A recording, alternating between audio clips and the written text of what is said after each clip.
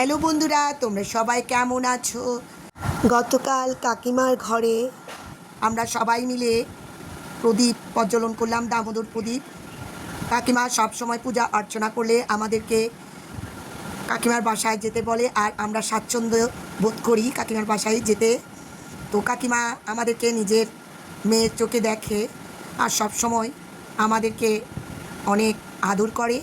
তো কাকিমার বাসায় গিয়ে আমরা সবাই দামোদর প্রদীপ প্রজ্বলন করলাম, একে একে সবাই গোপালকে প্রদীপ নিবেদন করলাম। দেখো প্রদীপগুলো কত সুন্দর লাগছে। কাকিমার ঘর ছোট, তারপরেও ছোট পরিসরে তিনি খুব সুন্দর আয়োজন করে থাকে। আমাদের খুব ভাল লাগে কাকিমার এই ভক্তিপূর্ণ পূজা। দেখো আমার ননদিনী লুচি ভাজছে ঠাকুরের ভোগের জন্য, আর বুটের ডাল করা হয়েছে, ঠাকুরকে ভোগ দেওয়া হয়েছে। এরপর আমরা সবাই মিলে ভোগের প্রসাদ নিলাম। কাকিমা আন্তরিকতার সাথে আমাদেরকে পরিবেশন করছে। কাকিমা আমাদের অনেক ভালোবাসে এবং নিজের মেয়ের মতো আমাদেরকে পেট পুড়িয়ে খাইয়ে দেয়। দেখো কাকিমার বাসায় বসে আমরা সবাই প্রসাদ নিলাম।